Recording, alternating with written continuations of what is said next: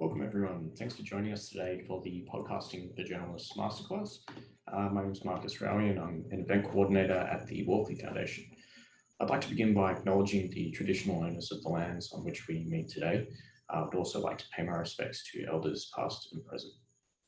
Just a bit of housekeeping. All attendees today have their video and microphones muted, so we can't see you, we can't hear you.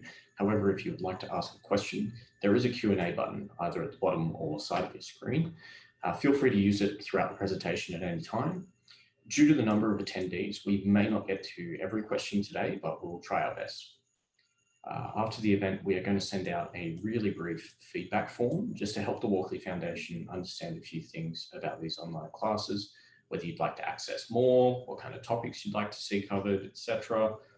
We'd love your feedback. It'll only take a couple of minutes, so please do fill those out.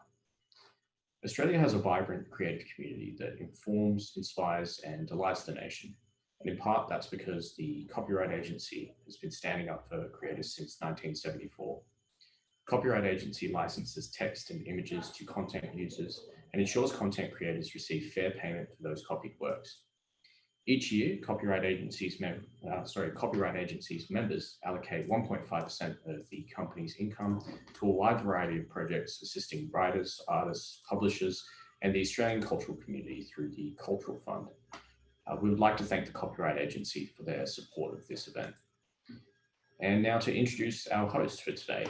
Eric George is a multiple Walkley award-winning journalist and the Australian's multimedia editor.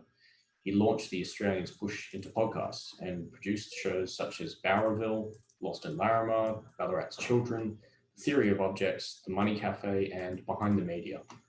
He's also a regular print contributor.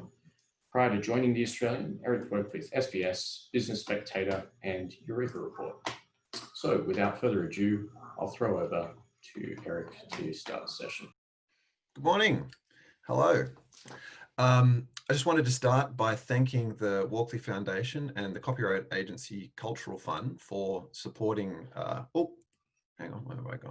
for supporting today's talk and, I suppose for all of you for taking the time to, out of your morning to talk about podcasts. I can remember a time not that long ago, and I was the only person that I knew really who knew what podcasts were, who listened to podcasts, and that wasn't that long ago. So to now be at the point where, there are so many great podcasts coming out of Australia, that there are, people willing to take time out of their morning to hear me rabbit on about podcasts is slightly surreal, I have to say, but it's also really, really exciting. So thank you very much for taking the time, and I hope you learn something useful out of the next hour or so. I do want to acknowledge that this talk is primarily going to be about narrative, kind of multi-part serialized podcast, however you want to. That is because really at the Australian, that's what we've had the most success with. That is essentially what we've built our brand on, and it's what we've won Walkley Awards doing. So I think that's what I'm best placed to speak on. But there are lots of different great things that media outlets and journalists in Australia are doing in podcasts. I'd like to think that some of the principles we're talking about today can be applied to lots of different formats. So don't be disheartened if you're looking at doing something other than what we're talking about today. I think a lot of what we're talking about applies across the board. So let's start at the beginning. Thinking about stories, I think that one of the most exciting things about podcasts right now, but potentially one of the most frustrating sometimes is for a producer, is people always come up and they say, I've got a great idea for a podcast. I've got a great idea for a story that you should look at.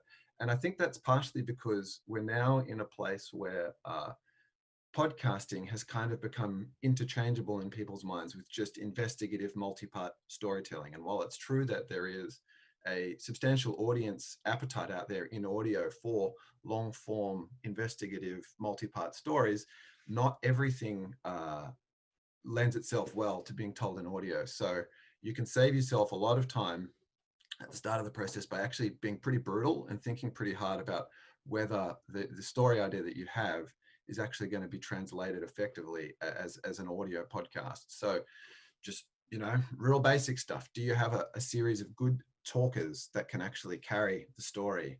And do you have access to them, hopefully in person, hopefully for multiple interviews? If you don't, it's going to be quite hard to carry all of the different parts that you're going to need in your story. alternately, is this a story where you have access to a whole treasure trove of multimedia archives, whether that's video or audio? And video, is it actually going to work if people can't see it?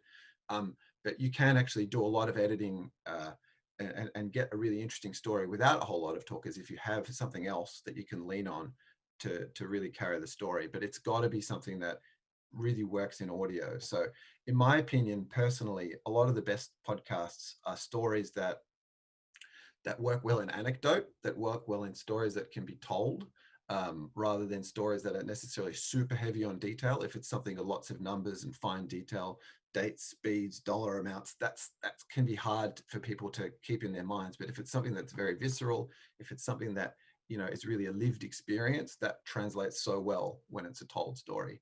On the other hand, if you're looking at a story that, and this often applies to court cases, that you've got a huge amount of written material, you've got court transcripts, you've got all this documentary evidence, on paper, and you also potentially have a whole bunch of important elements and characters in your story that you might not be able to get access to because they're unwilling to talk, or for legal reasons, they're not able to talk to you. Turning that into an audio podcast is going to be like, really, you're pushing your story uphill. It's a square peg round hole situation a lot of the time. You can get there, but it's going to be a heck of a lot of work and probably not a lot of fun a lot of the time. So I think that it's tempting in newsrooms a lot of the time to just say, yep, let's go, let's make a podcast, let's do this. But just taking that time to sit back and think about what are the opportunities you have that really lend themselves well to audio, rather than just commissioning everything, will get you a return on your time, because these are going to take a long time to produce. They're a heck of a lot of work, more than anybody really realizes when they dive in. So make sure you pick the right stories. And in that sense, it's important to also really think about what's actually going to carry the story in your edit. What are the elements that are really going to be the strongest parts of your story? So that's, again, those great talkers, those good characters. And I think that in this case, or as we talked about, as I mentioned on the previous slide, something like a whole bunch of audio that you can lean on, that can work so well. Like Rabbit Hole, a series that the New York Times is putting out right now, which I'm really enjoying. They got 3 episodes essentially out of one interview, but it was more or less carried by a whole stack of YouTube archives and multimedia, splicing things together to bring a story to life and actually really stretch what was only, one character's story out into more than an hour of audio. I think that it's really worth considering here as well, what you have available to yourself and what you have available in your newsroom potentially, and the investments that you already have there, and then lean into that.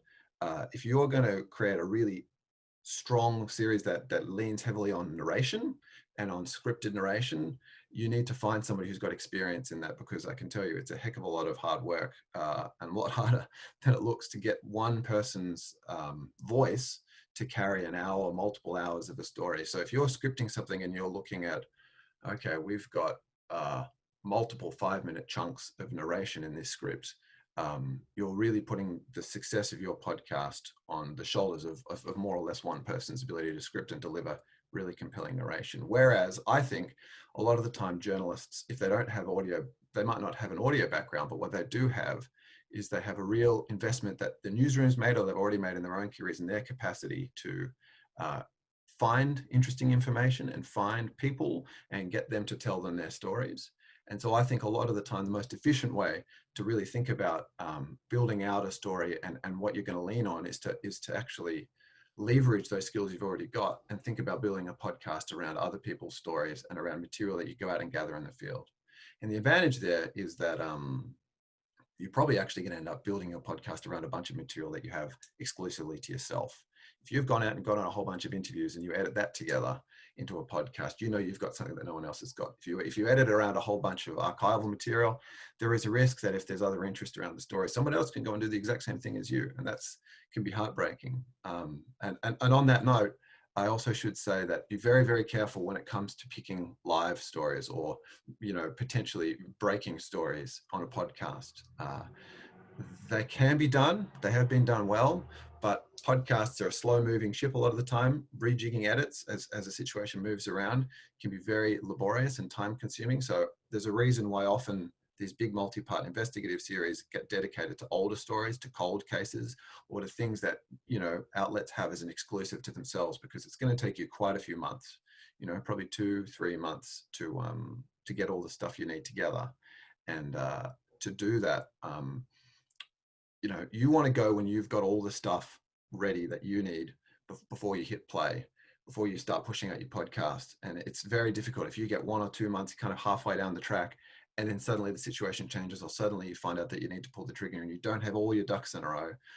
And then you're really laying tracks in front of a moving train, and you can get through it, but it can be a real nightmare for whoever you've got who you're relying on to edit this all together. And I think, you know, this might seem basic, this slide, but I really do think it has paid off more than anything else in the projects we've worked on, is to just constantly ask yourself, why is this story interesting? And that question, you know, the answer to it is going to change often as you work up a story over, you know, a series of weeks or months, and you understand more about it and you think more about it. The reason you go into it might not actually be the actual nugget of it when you go to launch, but you can really tell sometimes when listening to a podcast, I think, when a journalist or, you know, a team of journalists haven't really actually boiled down their story or this whole issue into a concrete enough answer. And you want to get something that's very specific and as finite as possible, because if you have that focus, that will carry a long, you know, expansive project with a real drive. And when you don't have that focus, that's when you often find these opening episodes of podcast series where you just have these really billowy, you know, 8-10 minute rundowns at the front. This is a podcast that's going to have this and then this, and we're going to ask these questions and we're going to address these issues, and, you know, we're going to, you know, blow this open and do this. And I don't actually, it's become a bit of a strange habit, I think, in the medium. It's not something you really see in film documentaries or in a book or in a long feature. You know, sometimes, you know, you can tease issues at the front and you can kind of set up a few different ideas, but just get on with the story. And the bit you want to get on with is really the answer to this question, and thinking very hard about, you know, why this, you know, this thing you're investigating is going to maintain focus, you know, throughout multiple episodes. So to give you an example, Lost in Larrimah, a series that we produced a couple of years ago, it really, that really, at the start, that was a podcast that we were looking at that was about the disappearance and presumed death of a man in Larrimah, this small town in the Northern Territory. And that was really what we wanted to make a lot of the series about, and that was the narrative drive through multiple episodes. What happened to Paddy Moriarty? You know, how did his disappearance occur? What are the possible things that could have happened to him? But what we realized in editing the series together was that it was actually really the core of what was so, you know, appealing about this story, or what really made it different, was the town and the character of the town and the sense of place and the color of a town, and this really uniquely Australian place where there was 10 or 11 people in the middle of nowhere. There was a gigantic Pink Panther statue out the front of the pub, one-eyed crocodiles. It was just unbelievable. And that's actually what we ultimately pivoted towards. And multiple times throughout the process, you know, you reach these really difficult editing decisions. Does this go in? Does this go in? What's the actual, you know, structure of this episode? And I think if you have the answer to this question of why your story is interesting, that should really be the crux of so many of the decisions that come later, and everything should be addressing that core idea. And if you do that, it really will help you when you're really lost in the weeds of the story. So recording gear, I realized that this was on the rundown, but there's really two ways that you can go about this, thinking about this as an outlet or thinking about this as an individual. So I think you can get a reasonable podcast kit for about $1,000. So you get a handheld recorder like this, you know, a Zoom recorder. It's pretty standard. It's what you see when you see photos of a lot of people out doing field recording. They'll use one of these. It records uncompressed WAV in certainly a good enough format that you can get a great recording out in the field. Some handheld microphones. I really like these Shure SM58s. I would get 2 of them, one for your interviewer, one for your interviewee, for situations where you want to get isolated tracks so that you can cut things easier. It's certainly not the most precise, prettiest microphone you can find, but it really gets the job done. It's very robust. It's very hard to break, which is useful when you're out on location. And let me see if I can find the other thing that's very useful. I'll just close that, is a good set of headphones. Again, really useful when you're out in the field so you can hear what you're recording, and also when you're doing an edit. These Sonys are kind of an industry standard and they'll get you through most situations. So that all up is just a bit less than $1,000 for 2 microphones, a recorder, and a set of headphones. You will need some cables, you will need some other small bits and pieces, but that's the meat and potatoes of it. And that you can do for narration in some kind of soundproofed area, and you can also get your interviews on that. If you want to go down that route, find somebody in your team who's prepared to dedicate themselves to figuring out how to get the most out of it. Because if you don't know what you're doing, things can sound a little bit gnarly, but with a bit of trial and error, you'll certainly get very good recordings out of that. That's what we've used for a lot of our podcasts at the Australian, pretty much that exact setup. Otherwise, the other way to go is to just find a producer. This is going to be a lot more expensive in terms of money, but save you a lot of time. And if you have the capacity to do that, it's certainly a really efficient way to think about things, is find somebody at, say, Audiocraft, a great Australian agency with a huge team of experienced audio people, and they can really specifically find somebody who can address the kind of podcast that you want to make. So I think that there is the DIY way, which is, a lot of the things I've learned making podcasts will learn on the job, trial and error, just being obsessive about trying to pick up different tricks and not being happy with things and re-recording and then you can get a lot out of $1,000, or you can try and tackle it the other way and hiring up an experienced team. The same goes for editing. You can get pretty affordable editing software, like Reaper is what we use at the Australian. Licenses are quite cheap. And again, if you just really dedicate yourself to figuring out how to get the most out of it, it's not impossible. It's not that hard to get something publishable up. Or if you don't have the time, or you don't want to commit the time, there's absolutely an argument now to find a producer who you can partner up with, who can help you with that side of things. You focus on the scripting, the story, and you find somebody who can just handle all of the audio side of things. For God's sakes, news outlets, please don't ask a journalist to just try and pick it all up at once. There are situations out there I've seen where print journalists have just been thrown a bunch of gear and been told to figure it out themselves, and the results generally are less than satisfactory. And it's not really fair on them. It's 2 jobs. It really is 2 jobs a lot of the time, producing and reporting. So if you've gone out, you figured out what your story is, you've gone out and got a whole bunch of good sounding material, how do you think about structuring it all together? This American Life have kind of talked about in the past their formula for setting up a story, and this is the same thing I know Tim Roxburgh at the ABC has spoken about at length, and he's someone who comes in for all of their massive projects. He's done a lot of great work there. This is the same thing we do at the Australian, so it's really just stakes, action, reflection. You set something up, why does this matter? Why do we care? You develop a story, something has to happen, and then you get that reflection at the end. And it's really important to remember that when gathering material, to always ask people for that. What did we learn? How did you feel? How were you changed? Some kind of reflective quote is always super helpful when it comes to buttoning up a topic. I think that the other thing worth thinking about when structuring specific episodes and figuring out how to pull everything together is to really work in scenes. In half an hour to an hour of a podcast, you're going to have an enormous amount of material that you're presenting to your listener. In my opinion, they're not going to remember a lot of it. There's a lot of stuff that's important that they might not be able to keep in their head, because we're talking about a very linear medium where it just keeps rolling and rolling and rolling. Like I said before, fine detail, I often find doesn't really stick in people's heads as much, but anecdote, stories where people, recount something that happened to them. Always getting firsthand experience is better than getting an expert. You do see some podcasts where the instinct is to just find a journalist who can recount something in a concise fashion because they'd covered the story previously. But please, in all instances, do try and find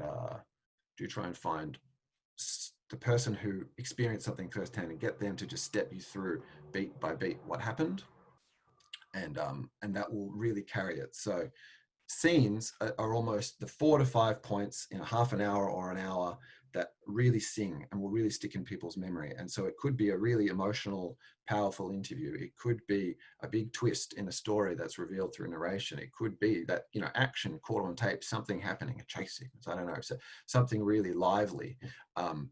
I think that if you think about an episode as a sequence of 4 or 5 interesting moments strung together with context and narration and other important information that, again, might not stay in people's heads, that's a really good way of getting through what can be a complicated editing process, because there is going to be a lot in there. But if you remember that these are the moments that people are going to keep in their head, and these are the moments that really are going to be building the story, and leaning into those and stringing them together in a linear fashion so it's quite sensible, that can take a very complicated scripting process where someone's just staring at a blank page and trying to get, you know, thousands of words down, and make it a little bit simpler.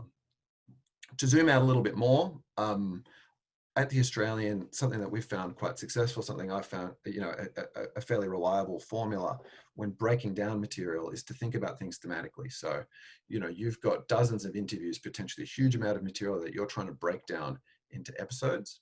And I think that a good way of doing it is, you know, rather than, you know, there are lots of ways to structure a story. You can do it start at the start and end at the, you know, the last episode is the end of the story, the first episode is the start of the story, and you just go straight forward.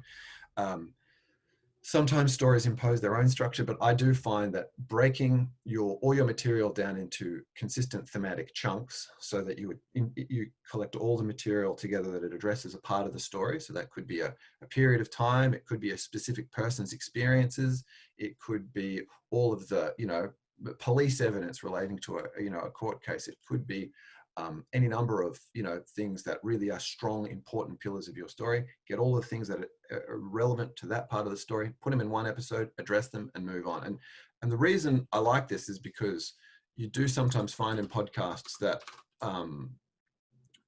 there's too much in the first episode, and there's this instinct that, you know, you need to you need to introduce all the different elements of a story at the front so that people understand what's going on. And whilst that often can work, you know, in other mediums, I find that the problem with podcasting is if you introduce 4 or 5 different narrative threads in the first episode and you keep coming back to them in subsequent episodes, there is going to be a situation where you're only advancing each part of the story a little bit each episode, and you're also then going to jump from track to track, and you're constantly having to recapitulate to catch people up. Well, remember, this person from last episode was like this, and what's happening with this episode is over here, and, you know, and to fill you in, and that creates this, you know, 2 problems. One is the listener feels like there's a lot of repetition, and the listener also feels like there isn't a real sense of progression, and the story isn't really moving forward in a substantial way.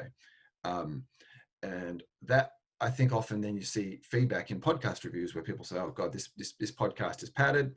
This probably only needed to be 3 episodes and you've done 8. And I actually think most of the time that the listener in that case is wrong. That if you look at the amount of material there is in that series, there's enough to justify quite a few episodes. But just because there is never big steps forward on any particular track, they're not feeling like it's like they're actually going as fast as they are. So by breaking things thematically, you end up really giving the sense of, okay, we've introduced something, we've talked about it, we've wrapped it up, and now we're moving on to something else. So to give an example, Who the Hell is Hamish was a series that we did at the Australian last year about a con man, an Australian con man who stole tens of millions of dollars around the world.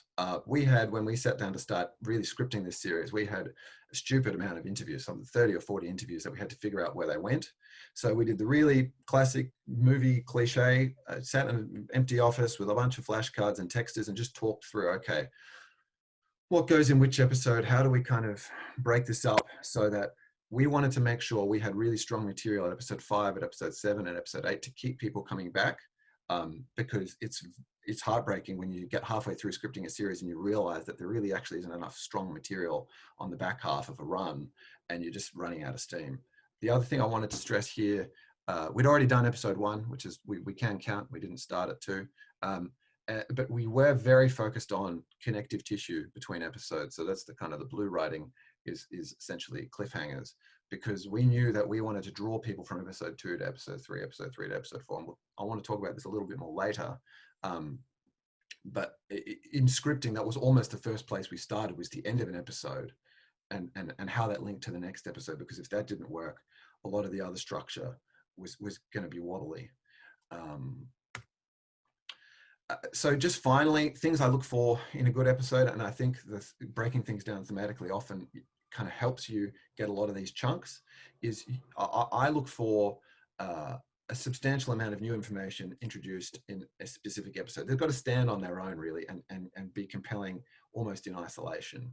You want a sense of escalating tension or transformation throughout the series. So you start off with a story and you want to ratchet up the stakes. So that's kind of back to that idea of don't introduce too much at the start. You want to save some of your gold for later on in the run, so that people really feel like they're being wrong-footed, that there might be something that they don't understand about the story, and they'll keep coming back. If they feel like they understand what's going to happen and they can predict, predictability is really death for podcast engagement a lot of the time. But if your story isn't one where you can escalate, transform it. Find a different context. Find a whole new series of voices. If you've got the same people throughout many episodes, it can start sounding repetitious. So find a whole new cast of characters to give their perspective on the theme of that series that you're working on. I think it's also really important that each episode has a sense of resolution, that there is something wrapped up, that the listener's gotten something, a substantial amount of things that they've learned and they understand now before the series moves on. Because that sense of resolution allows them to go and talk with their friends and actually form their own opinions on what is happening in this documentary. But if they feel like they have to wait for the next episodes and the next episodes to really understand what's going on, they don't actually have much to go on themselves. But if every episode you're improving their understanding of a different facet of the story in a thorough way, that I think is quite important.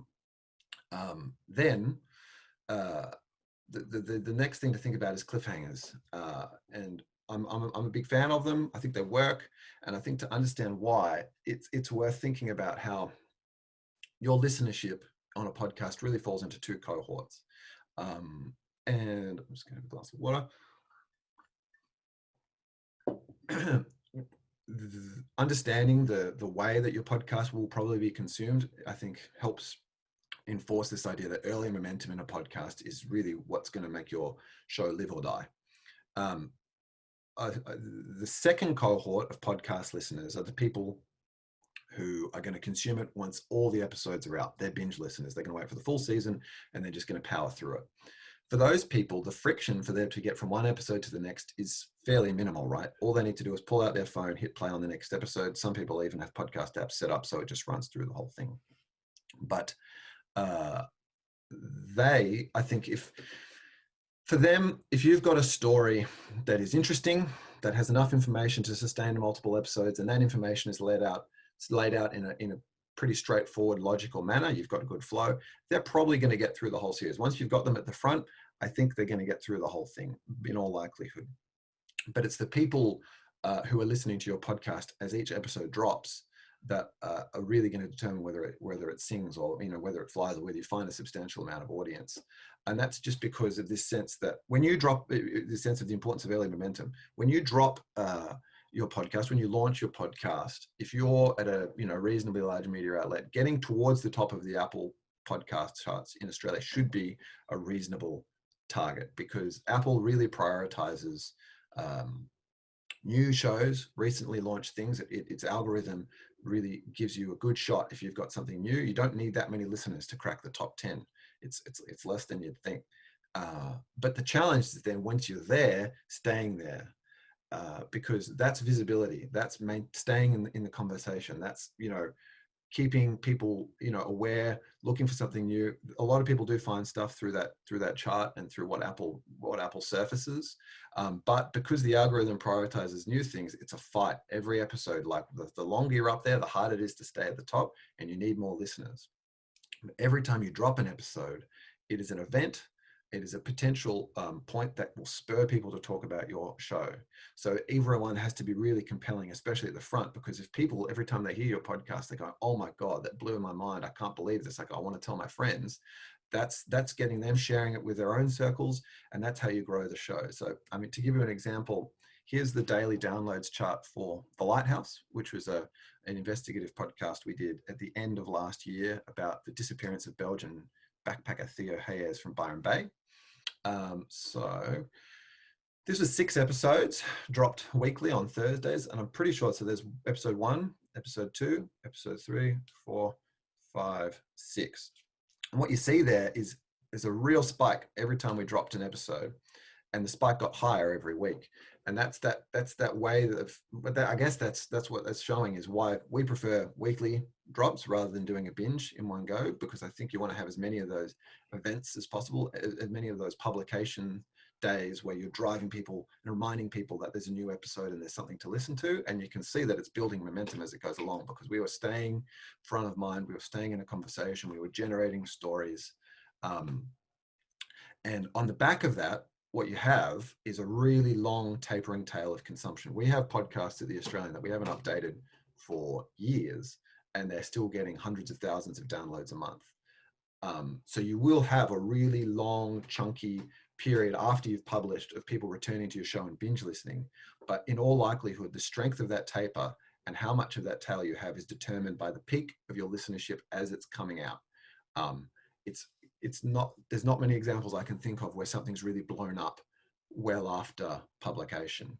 So you have to do everything you can to get people coming back, and those early listeners, you need to keep them coming back and telling their friends, so that they tell their friends and they tell their friends, and you get this kind of viral, bad word right now, snowball effect as the episodes roll out and you start, picking up more and more listeners. So that's really why I think cliffhangers are key. Every week between an episode is a chance for somebody to forget, somebody to get distracted, somebody to lose interest. So, you want to have that gap to build momentum. You want to have those gaps between episodes to really grab listeners, but you also really want to keep them engaged, and you want to make them dying for the next episode to come out. And so in doing so, I personally think that a good cliffhanger uses a small amount of specific information that sparks people's imaginations. You want to get them speculating about what could be coming next. I think that sometimes you see things like, very general throws, like the phone rang, what so-and-so heard next would change the story forever. Or, the detective opened the door, he couldn't believe what was on the other side, something like that, which sounds appealing on its face, but in fact, actually, there's not enough in there to really get people going. But I'll use another example from Who the Hell is Hamish here to show you how I think if you give people a little bit of information without really explaining all of it, it allows them to then go and talk to their friends and wonder what's going on and speculate and really drive their own interest. So in this case, this was the end of the 3rd episode of Who the Hell is Hamish. At this point in the show, we have established that this guy is a con man. He's a terrible person who's stolen tens of millions of dollars from people around the world. The 3rd episode was actually about his personal life, his marriage, which was started off good, then ended up quite damaging. But there was this key development that we had as an exclusive. The Hamish story had been fairly well covered by other media outlets, but we'd found something that we knew would change the way people saw this story that hadn't been reported before. And we really decided to hold it back till the end of the 3rd episode, and it wouldn't be resolved until episode 4.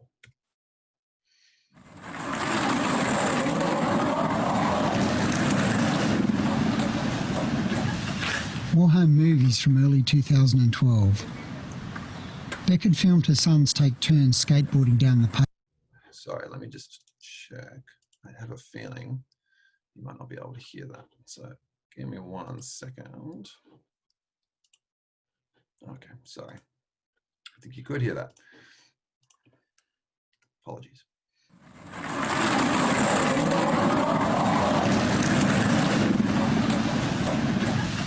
More home movies from early 2012. Beck had filmed her sons take turns skateboarding down the paved driveway late in the afternoon. Everyone smiling, in t-shirts and board shorts. A perfectly Australian picture of suburban bliss.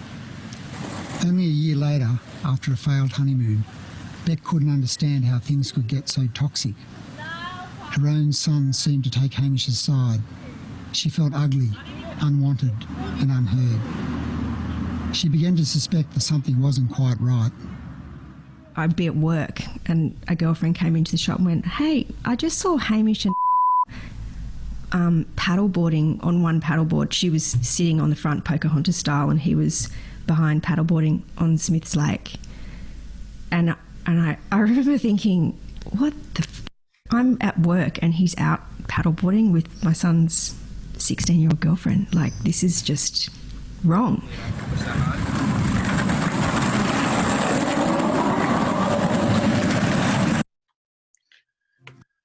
So there's a case where, you know, people were really, at the end of that episode, we saw a real spike in listenership because people were just like, oh my God, this guy's a terrible human being. And this story is going in directions that we didn't think it would. So giving him a little bit of specific information without really explaining the whole story of how this guy had a relationship with his son-in-law's 16-year-old girlfriend, sparked, you know, a whole different, and it opened the door, I suppose, to a whole new side of the story that people didn't think was coming.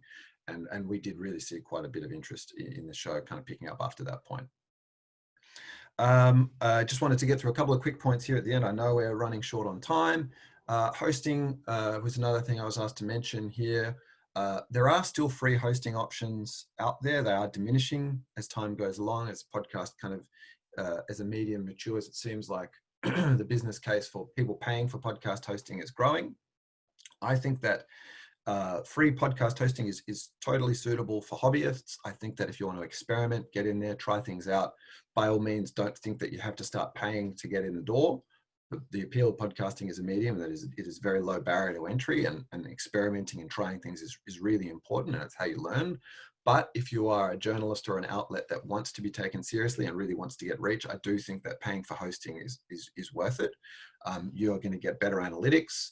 You're going to get better support from a team.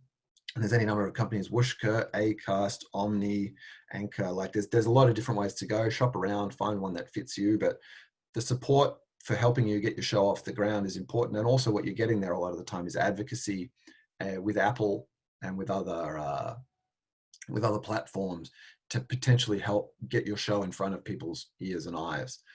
These hosts have connections that they can leverage, and they do actually ultimately really want your show to succeed because your success is their success.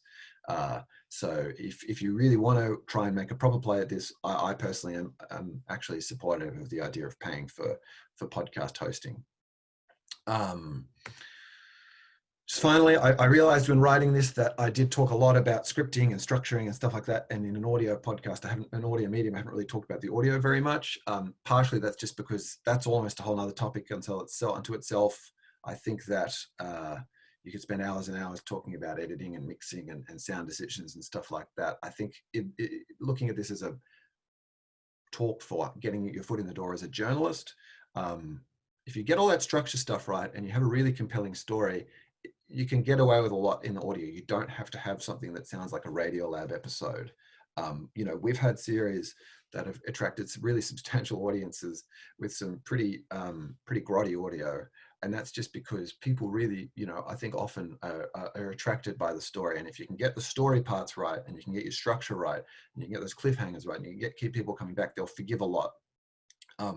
But as a general principle, a couple of things at the end, I'd say, work within your limits, keep your scope realistic. So if you're not an experienced audio producer, just think about really simple mixing. So just some music, just some narration, and really good tape. Lean into the tape that you get out in the field to carry your podcast. If you want to try and go down like a really complicated editing approach and go for that Radiolab style, lots of Foley effects, lots of music, lots of cut, the bar for executing that is very high. And if you miss that bar, it's very obvious. But if you strip things back and just really focus on the elements that you can get in great quality, you're going to actually get something that sounds much better. But I'd say whatever you're doing, you've just got to obsess about execution. You know, just really, someone's got to be living and dying on the quality of what you've got. And really every word, every beat, every sound, every space, every second, just if you sweat over all those small things, it will make a big difference in the end. And I think that's actually what will really sell an audience. And you're asking for a lot of their time to listen to this. So putting in the time yourself, whatever level of execution you're going for, will really pay off. Okay, Thank you very much. I appreciate that I powered through a lot there. Let me try and get this chat up. I hope that helped. I'm sorry I couldn't get in more. It's really hard to fit in the whole process of making a podcast into half an hour or so. But I did want to stress that I'm always happy to talk about podcasts. I'm always happy to hear what you're creating. I have to review a podcast every single week at the Australian for the weekend edition. So if you've got something coming up, I'd love to include it in my podcast column. Alternately, if you just want to talk about what you bounce ideas around, I really do enjoy doing that. So I'll bring up the slide a sec with my Twitter and my email address. Please feel free to contact me.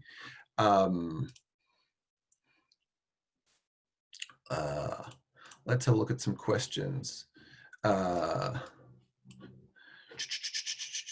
Can you make money from podcasts if you're a freelancer and have a good story?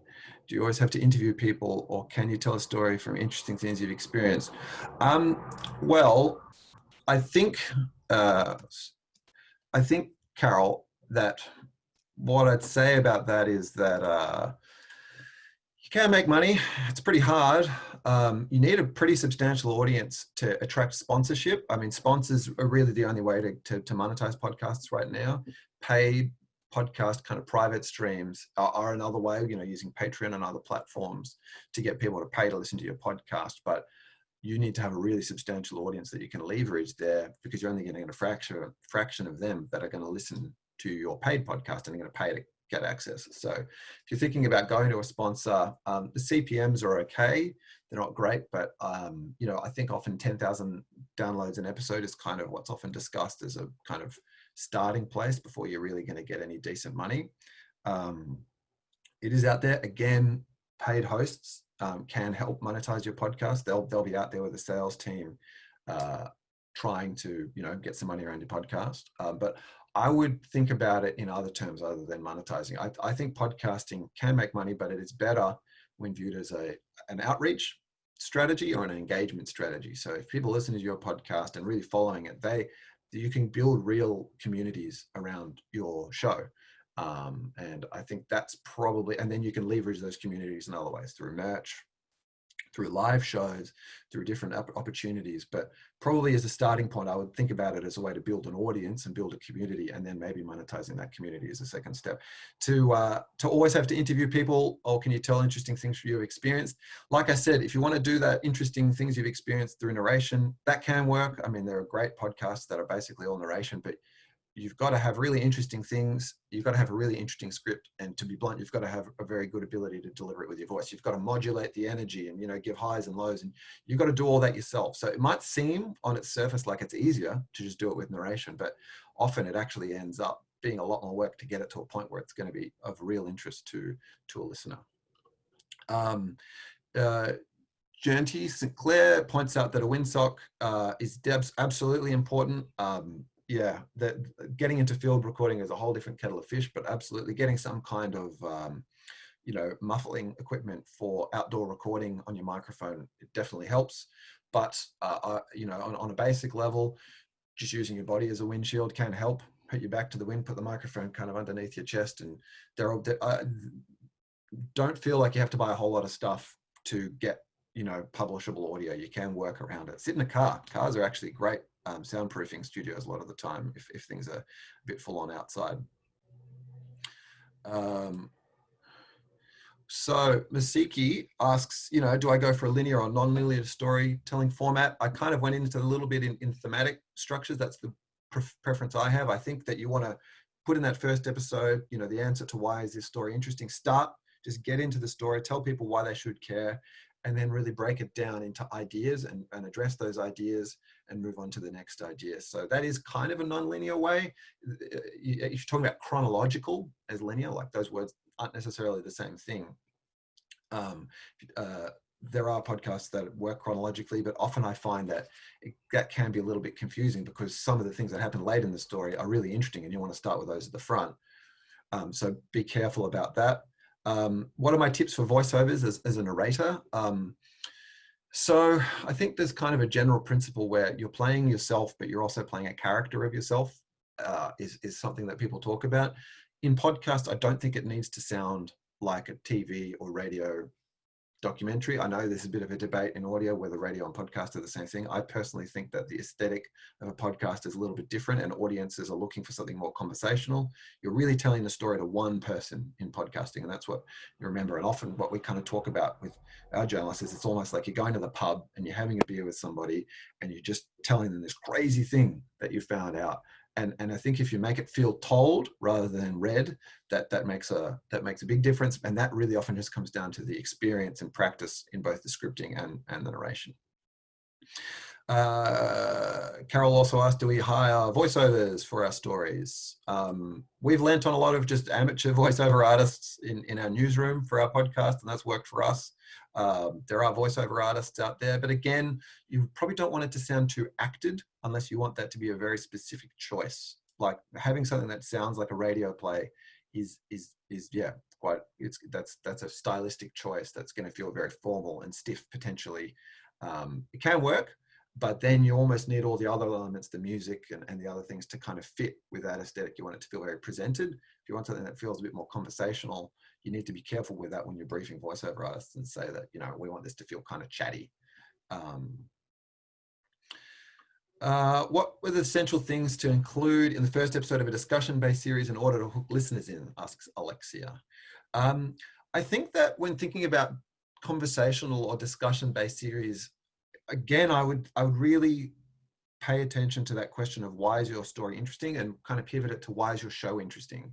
That there are a lot of podcasts out there, and if you want to just have a podcast because it's fun to talk to your mates, that is a totally valid reason to make a podcast, but just don't expect it to necessarily attract listenership in any real way. You need to think about what is the listener going to get out of this, and who is that listener? Be as specific as possible. Who are we actually making this for, and what are they interested in, and how can we address that, and how can we stand out? Podcasting is a very, very crowded space right now. So I would say think about what you can do that's different or better than other people, and build it into that.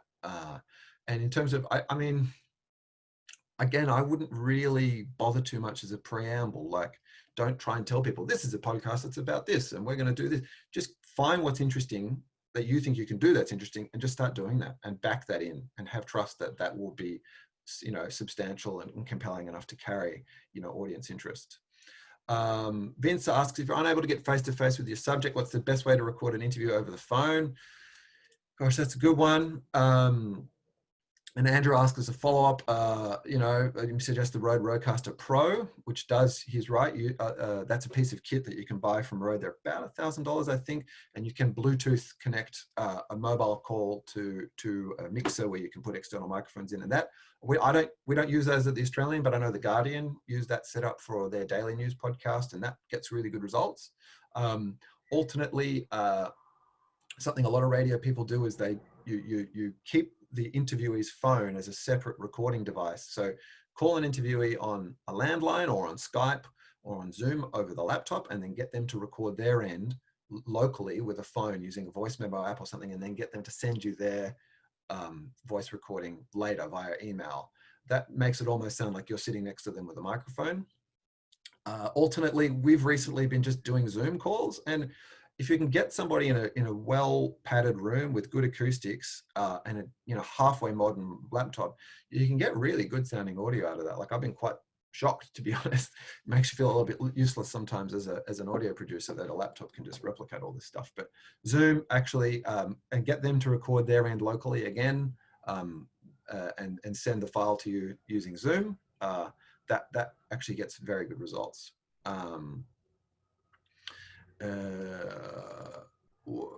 Megan asks, what is your view on turning a traditional TV broadcast into a podcast?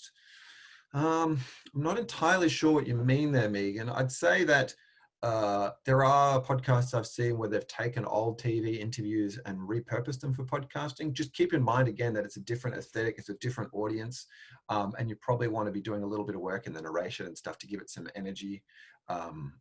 And also keep in mind that often TV leans on things you can't lean on in audio when doing a broadcast, where you can see people and you can keep track of people just by their faces. You know, you can keep track of a lot of different characters in a TV documentary versus an audio documentary, because you just have that constant reminder of, oh, that's that guy sitting in that room talking about this. So just by flashing that up, you can really juggle a lot of different voices. Whereas in audio, you can really probably only keep half a dozen actual characters in one episode that your listener will keep up with. You can have more voices, but just don't expect the listener to actually really remember who's talking at any one point in time. Evan asks if a mixer interface is unnecessary. I don't actually know what Descript is as a program, Evan. We've never needed mixers on our end. Like we do a lot of mixing in post in using software. But yeah, I find that, for narration, just getting a decent room, like if you're looking at voiceover work, the acoustics of a room is going to matter way more than the mixer. If you get a mixer in a bad room, it's going to sound worse than just recording into your Zoom with that $150 microphone I was talking about, in a well padded room where you've paid attention to the sounds, and then just doing a little bit of work in post with some light denoising and EQ. Leslie asks, have I found a sweet spot for episode length? It's a classic question. It comes up a lot. I think that, I'm sorry, there's not really a good answer to this. You just got to kind of feel it in an edit. I think for conversational shows, half an hour, 40 minutes seems like a standard talk, but there are great 10-minute podcasts. There are great 4-hour podcasts. Like, there is no hard and fast rules here. I think it's really about letting the content dictate the length. And I think that you've just got to be really honest and brutal about, is this interesting enough to sustain interest across, the length of time that we're going? And just remember, every minute that you can cut out of your podcast is a minute in somebody's life that you're saving. And when you actually start getting into thousands and thousands of people listening to your podcast, it's thousands and thousands of minutes that you're saving every episode. So just be really brutal. But yeah, I'm sorry, there isn't really a golden rule for this. We've published like some, the Teacher's Pet series we did that had 2-hour-long episodes, and the consumption charts, like in terms of how long people listen to, was basically a wall. Like, they listened to the whole thing, all 2 hours, because they thought the material, they found that series so compelling that they wanted to listen to 2 hours of that. Andrew asks, what opportunities are there for freelancers pitching podcasts to publishers, etc., and how is this best done? Should you have a pilot done, or just a fleshed out plan of how and how you'll pull it off and why?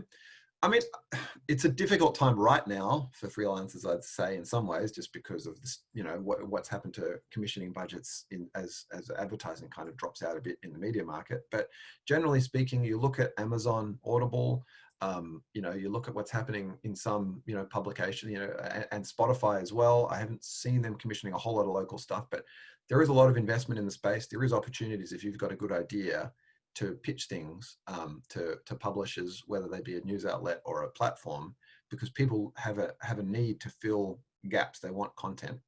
A pilot is good because it shows that you've got stuff in the bag, but the real thing is thinking about who have you got access to. Like, the next question they're going to say is, okay, that's a great story idea, but why are you the person who's going to give it to us? Like, what's stopping us from saying, oh, great, we're going to go and get this other journalist to tell that story for us? So especially for us at the Australian, we have occasionally commissioned freelancers to come in and work with us on podcasts. That's what happened with Lost in Larrimah.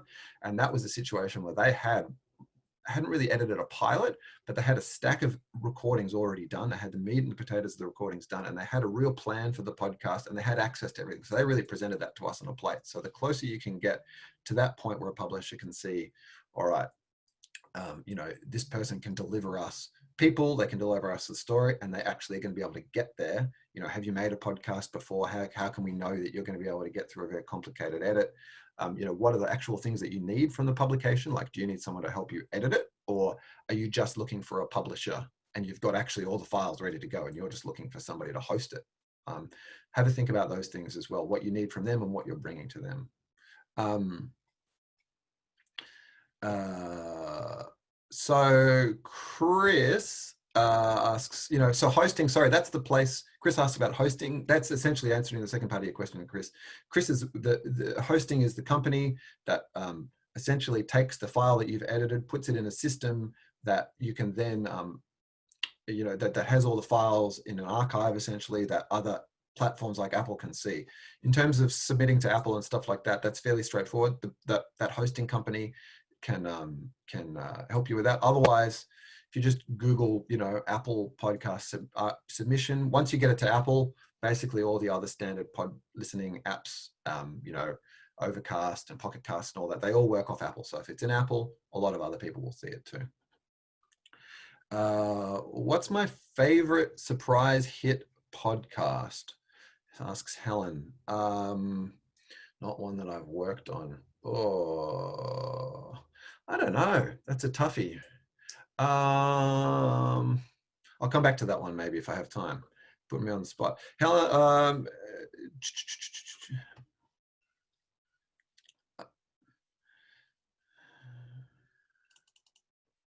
so if you're an experienced journalist and you know the basics, asks Anonymous, what else do I specifically need to know specifically special about podcasts? I think that the thing I just stressed to experienced journalists is, if you haven't got experience in the medium, find someone you can partner with, whether that's a junior person in a newsroom who's a podcast enthusiast and wants to get their foot in the door, or whether that's an external producer who you're going to work with. You have a lot of skills as an experienced journalist, but there is also a very kind of, specific, I keep saying aesthetic, there's a tone, there are ways of making things that will really speak to a podcast audience, and finding someone who can work with you to translate your story and your talents to make it appealing to a new audience, I think is the best thing you could do there. Favorite hit podcasts? I don't know. I thought Running from Cops was really good. I thought Running from Cops last year I found really interesting. American podcast about the TV show Cops and how messed up it is. Essentially, the kind of impact that it's had on America. Maybe a little bit heavy to listen to right now with what's happening in America, but it certainly seems pretty prescient at this point. Okay, so one very last quick plug again. If you want to tweet at me, I am at Eric Paul George. Or if you want to email me, feel free. My work email is georgee, Georgee, @theaustralian.com.au. Thank you so much for your questions. I'm sorry I couldn't get through to all of them. Thank you so much for listening to me blather on for an hour. It's been a real pleasure to share some passion about podcasting, and good luck if you are going to get into your own thing. I'll throw it back to Marcus now. Thank you so much. Thanks, Eric. That was great. Thanks so much for everybody for joining today and staying on and asking all those great questions. Eric has been kind enough to put together a brief document summarizing some of the content from today, so I'll be emailing everybody that shortly. Also be sending out that brief feedback form. If you have a couple of minutes, just we'd love to hear from you. Give us some feedback. Let us know if you'd like to see some other classes, what kind of content you'd like to see covered. Thanks again to the copyright agency Cultural Fund for making this event possible, and we hope to see you again.